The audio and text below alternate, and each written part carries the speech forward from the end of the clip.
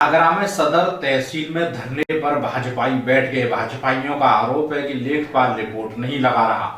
उत्तर प्रदेश में भाजपा सरकार होने के पश्चात भी आगरा में भाजपा युवा के कार्यकर्ता बैठे धरने पर अपनी सरकार में नहीं हो रही कोई सुनवाई। आगरा की सदर तहसील में बीजेपी कार्यकर्ताओं का प्रदर्शन। लेखपाल के खिलाफ बीजेपी कार्यकर्ता कर रहे प्रदर्शन। बीजेपी ब्रज क्षेत्र मंत्री गौरव राजावत ने लेखपाल पर लगाया भद्रता का आरोप। गौरव राजावत ने कहा कि पिछले 4 महीने से लेखपाल नहीं लगा रहे रिपोर्ट। वक्फ की जमीन पर कब्जा को लेकर 29 नवंबर को दर्ज हुआ था मुकदमा। गौरव राजावत ने कहा कि वक्फ ने अपनी रिपोर्ट में कहा है कि उनकी जमीन नहीं है। भाजपा कार्यकर्ताओं के अनुसार प्रदर्शन नहीं, शांतिपूर्ण तरीके से धरना दिया जा रहा है। अमन गुप्ता, आगरा समाचार 24। कोई प्रदर्शन, कोई धरना नहीं। हम लोग तहसीलदार साहब से हमारे गौरव राजावत जी क्षेत्रीय मंत्री हैं, हमारे पदाधिकारी हैं, युवा मोर्चा के वो आजाद ने एक मामले में आए थे यहाँ पर, और एक अश्विनी लेखपाल जी हैं जिनके पास उनके 3 महीने 3.5 महीने से एक जांच है। इस मामले में उनको वक्फ बोर्ड ने भी लिख कर दिया है कि वक्फ बोर्ड की जमीन नहीं है। उसके बाद 2 बार एडीएम सिटी साहब के यहाँ से उनको 2 बार आदेश मिला है कि इसमें जांच कर दीजिए, और एक फर्जी मुकदमा लिखा गया है योजना के तहत। उसमें गौरव जी ने खुद बोला कि मेरी जांच कर लो।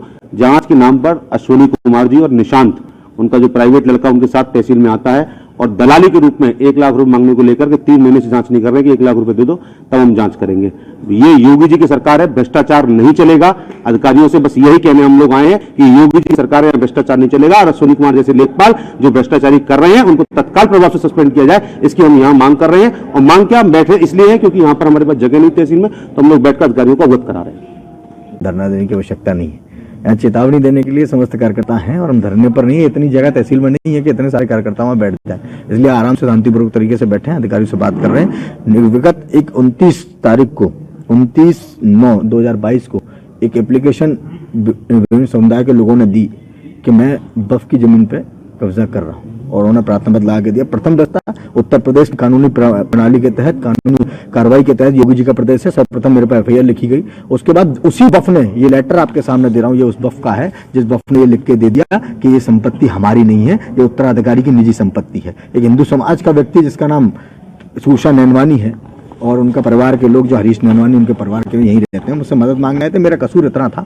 कि बस मैंने जाके उन लोगों से जो उनकी जमीन पे थे, मैं उनसे बस बात कर ली, और उसमें से आधे लोगों ने उस जमीन को अपने मकान मालिक के हैंडओवर किया है।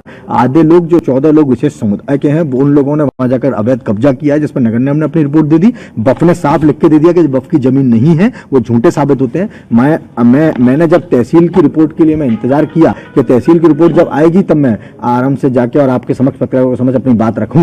और उसके बाद जब मैं तहसील में रिपोर्ट के लिए पिछले 3.5 महीने से घूम रहा हूं, तब आज एक लेखपाल अश्विनी के द्वारा मुझसे अवध्यता की गई। कहा गया जब हम जांच नहीं करते तुम पर जो कराजा कर लो। मैं आगरा के वरिष्ठ अधिकारियों से, माननीय जिलाधिकारी महोदय से, और उसमें अपर जिलाधिकारी एडीएम सिटी साहब ने 2 बार रिमाइंडर भी भेज चुके हैं। उसके बाद भी जांच प्रणाली पूरी नहीं हो रही है, क्योंकि मैं आरोपी होने के बावजूद इतने चक्कर लगा रहा हूं, क्योंकि वो झूठा प्रार्थना पत्र, क्योंकि हम कभी सोने की चम्मच लेकर राजनीति में पैदा नहीं हुए। हम एक कार्यकर्ता से निर्माण करके युवा मोर्चा अध्यक्ष आगरा बना, मैं क्षेत्रीय मंत्री बना।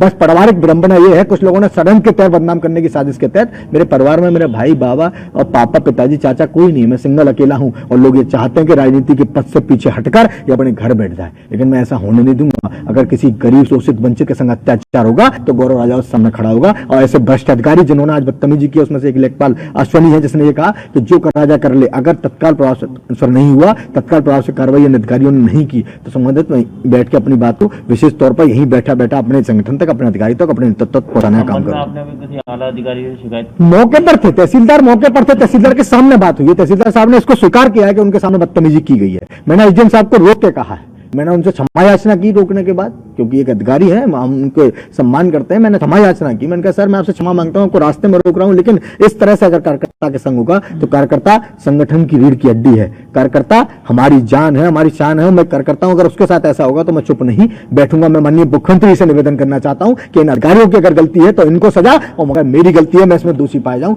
तो मुझे सजा।